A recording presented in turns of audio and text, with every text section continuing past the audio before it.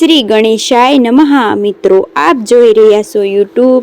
આપ સૌનું સ્વાગત છે। મિત્રો, આજે આ વિડીયોમાં આપણે સાંભળવાના છીએ માગશર માસના માગશર શીર્ષ માસ અગહન માસ પૂર્ણિમા મહાત્મ્ય વિશે। આજે ભગવાન શ્રી ગુરુ દત્તાત્રેયનો જન્મ ઉત્સવ પણ મનાવાય છે।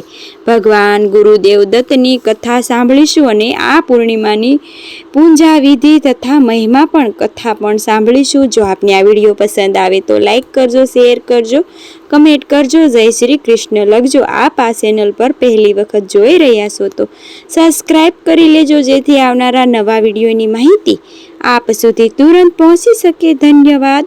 ગુરુ બ્રહ્મા ગુરુ વિષ્ણુ ગુરુ દેવો મહેશ્વર ગુરુ સાક્ષાત પરબ્રહ્મા તસ્ય શ્રી ગુરુ નમઃ। બોલો ભગવાન ગુરુ દત્તાત્રેયની જય। પરમ ગુરુ ગુરુદેવની જય। મિત્રો, પૂર્ણિમા એટલે કે સંપૂર્ણ ચંદ્રમાના દર્શન કરવા, દર્શન થવા। ચંદ્રમા 16 કળાએ ખીલ્યા હોય છે। માગશર માસના ભગવાન શ્રી કૃષ્ણને સમર્પિત છે અને આ માસની પૂર્ણિમા એટલે કે માગશર શીર્ષા નક્ષત્રની યુક્ત પૂર્ણિમા છે।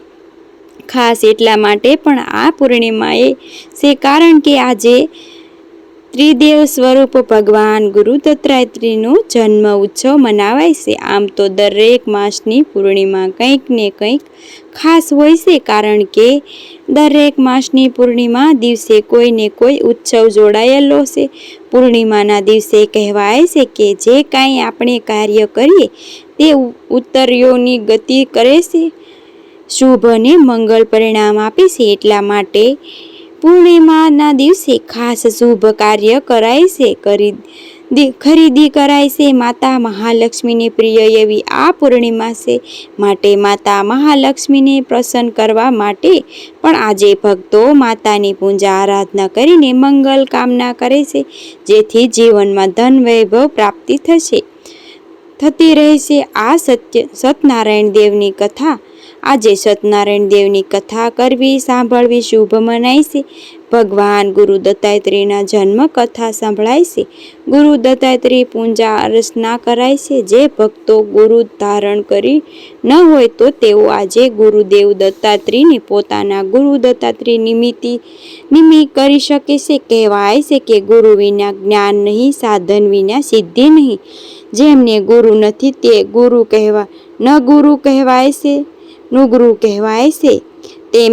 તેમનાથી મુક્તિ માટે આજે ઉત્તમ અવસર છે। ગુરુ દત્તાત્રેયનો જન્મ ઉત્સવ છે, જે પરમ ગુરુ છે ગિરનાર, જે હિમાલયની પણ જુઓ પર્વત કહેવાય છે। આ ગિરનારની ટોચ ઉપર ગુરુ દત્તાત્રેયનું સ્થાન છે। ગુરુ દત્તાત્રેય તે ગુરુના પણ ગુરુ, નવનાથ જેને કહેવાય છે તેમના પણ ગુરુ છે। તાંત્રિક ગુરુ, અહીં માંત્રિક ગુરુ, આધ્યાત્મિક ગુરુ કહે। ત્રિદેવનું સંયોજ જેમાં છે, ત્રણેય દેવતા ગુણો સમાયેલા છે, જેમાં તે ગુરુ દત્તાત્રેય ભગવાન વિષ્ણુના અવતાર છે। ગુરુવાર જેમની પ્રિય છે। બૃહસ્પતિઓ જ્યારે ગુરુ દત્તાત્રેયનું વ્રત પણ ઘણા ભક્તો કરે છે। આપણે બુદ્ધિમાં મનમાં જો અંધકાર હોય તેનું દૂર કરવા માટે પ્રભુને પ્રાર્થના કરાય છે। કૃષ્ણ પૂજા કરવાથી પણ જ્ઞાનની પ્રાપ્તિ થાય છે। એમાંય ખાસ કરીને માગશર માસમાં તો ગીતા જયંતિ પણ આવે છે। ભગવાન શ્રી કૃષ્ણ પણ પરમ ગુરુ છે। ભગવાન વિષ્ણુ અને માતા મહાલક્ષ્મીને પણ પૂર્ણિમા સમર્પિત છે। સત્યનારાયણ દેવ ભગવાનની કથા વિધાન અને લક્ષ્મી પૂજનનું પણ કારણ કે લક્ષ્મીજીનો જન્મ દિવસ તો 2 વખત મનાવાય છે। એક તો પૂર્ણિમા એટલા માટે જ ચંદ્રદેવ લક્ષ્મીજીના ભાઈ છે। પૂર્ણિમાની રાત્રિને મહારાત્રિ પણ કહેવાય છે। ભગવાન શ્રી કૃષ્ણએ આજે રાત્રિમાં મહારાસની રચના કરી હતી અને ભક્તોને આનંદ આપ્યો હતો। જ્યારે અમાવસ્યા તો ચંદ્ર દર્શન જ થતું નથી, અંધકાર તિથિ હોય છે, એટલા માટે પૂર્ણિમાની તિથિ દેવતાઓને સમર્પિત છે। એમાં આ માગશર માસની પૂર્ણિમા તો હવે 2025ની સાલના વર્ષની છેલ્લી પૂર્ણિમા હવે 2026નું નવું વર્ષ શરૂ થશે અંગેનું માસ આ પ્રમાણે માન્યતા છે કે પૂર્ણિમાનું વ્રત રાખવાથી સત્યનારાયણ દેવ ભગવાનની કથા કરવાથી, કથા સાંભળવાથી પણ વ્યક્તિનું જીવનમાં સુખ શાંતિ સંપન્ન બની રહે છે. માગશર માસની પૂર્ણિમા તિથિ તે ખાસ ચંદ્રને સમર્પિત છે. એટલા માટે આજે ચંદ્ર પૂજા પણ વિધાન છે. ચંદ્રદેવને અર્ઘ્ય આપીને ચંદ્રદેવના દર્શન કરવાથી મનને શાંતિ પ્રાપ્ત થાય છે. ચંદ્રમૌલેશ્વર ભગવાન મહાદેવની પૂજા કરવાથી પણ શારીરિક માનસિક કષ્ટ માટે લક્ષ્મી પૂજન કરવાથી ધન વૈભવ પ્રાપ્તિ થાય છે. અને ઘણા ભક્તો કુળદેવીના દર્શન પણ કરવા જાય છે. પૂર્ણિમા ભરે છે. ડાકોર કે દ્વારકા કે માઈ મંદિર ત્યાં પૂર્ણિમા ભરાય છે. પૂર્ણિમા ભરવાથી પણ શારીરિક માનસિક બલની પ્રાપ્તિ થાય છે. ઘરમાં જીવનમાં ધન વૈભવ પ્રાપ્તિ થાય છે. વંશ વૃદ્ધિ થાય છે. પૂર્ણિમાનું મહાત્મ્ય ઘણું છે. સૌ પ્રથમ આપણે માગશર માસની પૂર્ણિમા ક્યારે છે, વ્રત ક્યારે રાખવું, કારણ કે તિથિ 2 દિવસ પડે છે તો જાણી લઈએ. અને ચંદ્રનું શુભ મુહૂર્ત શું છે પણ જાણી લઈએ. માગશર માસની પૂર્ણિમા તિથિ આરંભ થાય છે તારીખ 5 ડિસેમ્બર 2025 સાંજે લગભગ 5 વાગ્યાની આસપાસ, જે આ તિથિ પૂર્ણ થાય છે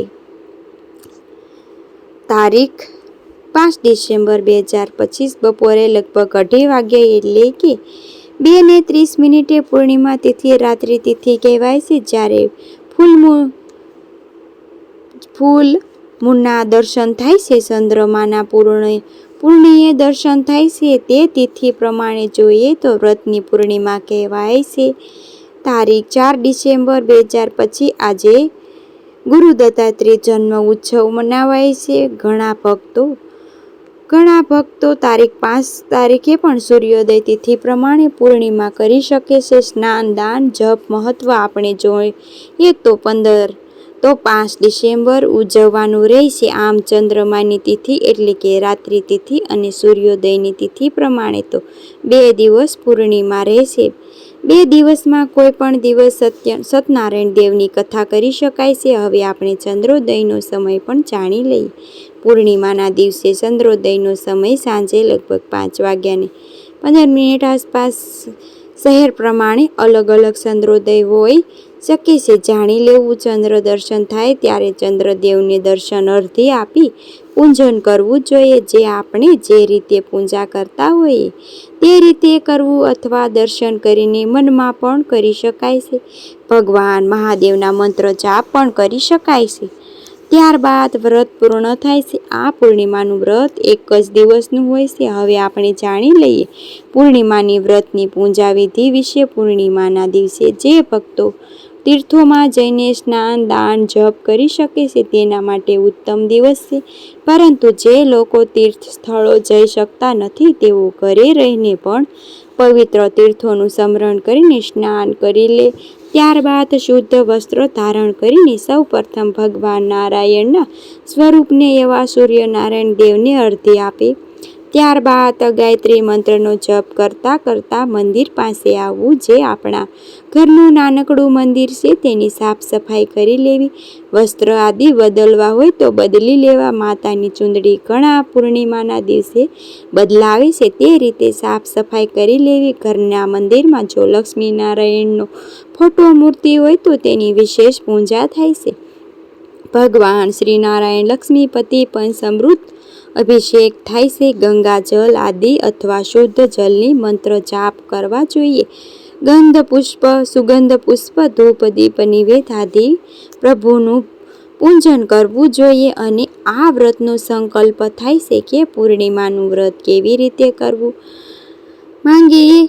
કરવા માંગે છે છીએ. પૂર્ણિમાનું વ્રત એક ટાઈમ ભોજન લઈ શકાય છે. સાંજે જ્યારે ચંદ્ર દર્શન થઈ જાય ત્યારે માનું પૂજન કરી શકાય છે, એટલે કે રાત્રિના સમયે ભોજન લઈ શકાય છે.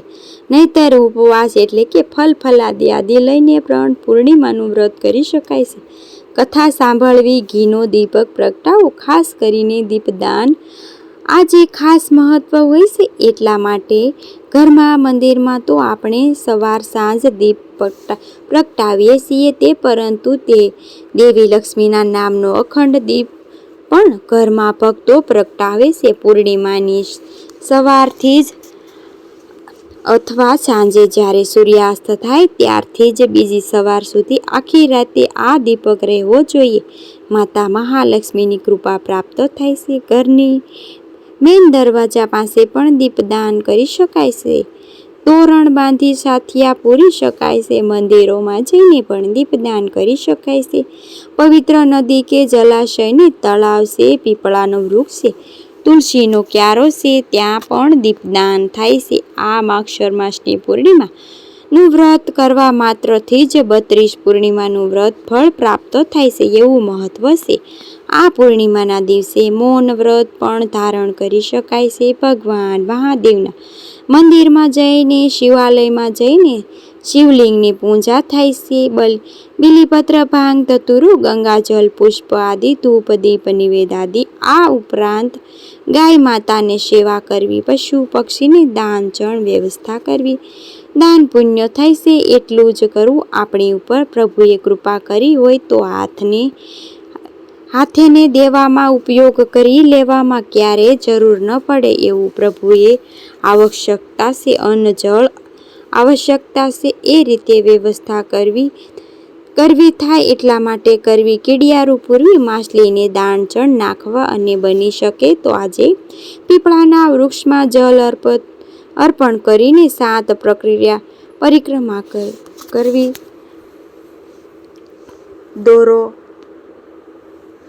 સૂતરના દોરાને વીંટાળવા કરતી વખતે પિતૃ દેવતાનું સ્મરણ કરવું. કારણ કે આ ચંદ્રમાની પૂર્ણિમા અગહન માસની પૂર્ણિમા છે. પિતૃ દેવતાની કૃપા પ્રાપ્ત કરવા માટે પણ પૂર્ણિમા વિશેષ કહેવાય છે. પિતૃ સ્મરણ કરવા, પિતૃના નામે દાન પુણ્ય કરવું અને ગીતાનો અધ્યાય છે, વિષ્ણુ સહસ્ત્ર પાઠ કે તે કરી શકાય છે, વાંચી શકાય છે. જો ઘરમાં સૂતક હોય તો કોઈ પણ જન્મ મૃત્યુ થયું હોય તો પણ વ્રત અવશ્ય થાય છે.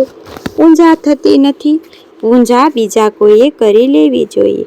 ગુરુ દત્તાત્રેયનો પૂર્ણિમાનું મહત્વ 1000 ગણું છે. 1000 ગણું. આ પૂર્ણિમાનું મહત્વ 1000 ગણું વધી જાય છે. એટલા માટે જે ભક્તો દાન પુણ્ય કરે છે, વ્રત ઉપવાસ કરે છે, તેની ઉપર પ્રભુ વિશેષ કૃપા પ્રાપ્ત કરે છે. પરમપિતા બ્રહ્મા શ્રી કૃષ્ણચંદ્રની કૃપા પ્રાપ્ત થાય છે. ગુરુ દત્તાત્રેયની કૃપા પ્રાપ્ત થાય છે. કારણ કે આજે દત્ત જયંતિ પણ છે. દિગંબર મહાદેવ, અવધૂત મહાયજ્ઞ, સત્યાનંદ, શ્રીતંદ, સિદ્ધિ સેવિક, યોગીજન પ્રિય, બાલ ઉત્સવ, આનંદાય, આ બધા નામથી સંબોધિત ગુરુ દત્તાત્રેય સૃષ્ટિના સર્જનહાર, બ્રહ્મા, વિષ્ણુ અને મહેશના અવતાર ગુરુદેવ દત્તાત્રેય મનાય છે. તંત્ર મંત્ર સાધકોના ગુરુ પણ દત્તાત્રેય છે. જે ભક્તો ગુરુદેવ દત્તાત્રેયની પૂજા ઉપાસના કરે છે તેના પણ તંત્ર બાધા, ભૂત પ્રેત આદિ બાધામાંથી પણ મુક્તિ મળે છે. ગુરુ દત્તાત્રેયના આપણે મૂર્તિ કે ફોટો દર્શન કરીએ તો તેમાં સ્વયં ગુરુદેવ દત્ત હોય અને બાજુમાં ગાય તો હોય જ છે. 4 કૂતરા છે જે વેદ સ્વરૂપે કહેવાય છે. તે બીજું કોઈ નથી. ગાય માતા તે સ્વયં પૃથ્વી દેવી છે. આધ્યાત્મિક ગાય જાણવી જરૂરી છે. આ સાથે 4 કૂતરા છે. 4 કૂતરા અનુયાયી માનવામાં 4 વેદના રૂપમાં દત્તાત્રેયનો અર્થ શું થાય છે કે તે આપણાથી આપણે જાણી લઈએ કે દત્ત અર્થાત આપણે જે આને દંત આપીએ છીએ તે અર્થાત આપણે કોઈને કંઈક આપીએ તે છીએ દત્ત કહેવાય છે. અને આ ત્રેય અર્થાત અત્રિ ઋષિના પુત્ર હોવાને કારણે આ રીતે દત્તાત્રેયના નામ પડ્યું. પૌરાણિક ગ્રંથોમાં મળતા ઉલ્લેખ પ્રમાણે અશ્વત્થામા, બલિ, વ્યાસ, હનુમાનજી, વિશ્વભણુ, કૃપાચાર્ય, પરશુરામ, ચિરંજીવી જે રીતે શ્રી દત્તાત્રેય સ્વાભાવિક અને ચિરંજીવી મનાય છે. દત્તાત્રેય ભગવાન પૂજા કરવાથી બ્રહ્મા, વિષ્ણુ, મહેશની પૂજા થઈ જાય છે. ગુરુ દત્તાત્રેયને 24 ગુરુ બતાવવામાં આવ્યા છે. પૃથ્વી, વાયુ, આકાશ, જળ, અગ્નિ, ચંદ્ર, સૂર્ય, કબૂતર, અજગર, સમુદ્ર, પતંગિયું, મધમાખી, હાથી, પારથી, હરણ, માછલી, પિતલા નામની વેશ્યા, ટીટોળી, બાળક, કૂવાની કન્યા, બાણ બનાવવામાં સાપ, કરડ્યો અને ભમરી. આ 24 ગુરુ દ્વારા પ્રભુએ ઘણી શિક્ષા પ્રાપ્ત કરી. આમ દત્તાત્રેયનું સ્વરૂપ જાણવામાં આવે છે. માતા હંસોયા અને અત્રિને ત્યાં ત્રિદેવ રૂપે 3 સંતો ઉત્પન્ન થયા. જે બ્રહ્માજીના અંશથી ચંદ્રદેવનો જન્મ થયો, શિવજીના અંશથી દુર્વાસા ઋષિ પ્રગટ થયા અને સ્વયં નારાયણ અંશથી જન્મ પ્રાપ્ત કર્યો તે સ્વયં દત્તાત્રેય ભગવાન. આ રીતે માતા હંસોયા અને અત્રિ ઋષિએ સંતાનનું સુખ પ્રાપ્ત થયું. ત્રિલોકના સ્વામી તેમને ત્યાં ભક્તિથી વસન થઈને, સાત્વિકતા વસન થઈને જન્મ ગ્રહણ કરે છે. આ કથા આપણા શાસ્ત્રોમાં પ્રચલિત છે. ભારત ભૂમિમાં સતી સાધ્વી સ્ત્રીઓમાં સતી હંસોયાનું સ્થાન ઘણું ઊંચું છે. તેમની કુખેથી બ્રહ્મા, વિષ્ણુ, મહેશ અવતર્યા છે. મહર્ષિ હંસોયા નામ સ્મરણ કરવા માત્રથી જ કહેવાય છે કે સર્વે પાપ નષ્ટ થાય છે. સત્ય વ્રત ધારણ કરનારી સતી હંસોયાનું નામ સ્મરણ કરવાથી ગંગા સ્નાન જેટલું પુણ્ય પ્રાપ્ત થાય છે. નિત્ય 5 સતીઓના નામ સ્મરણ કરવાથી 5 સતીઓના હંસોયા માતાઓને પણ નામ લેવાય છે. હવે આપણે સાંભળીએ ભગવાન દત્તાત્રેયની જન્મ કથા. એવું માનવામાં આવે છે જ્યારે મહર્ષિ અત્રિ મુનિ પત્ની હંસોયાને પવિત્ર હોવાનો મહિમા 3 લોકમાં પ્રચલિત છે.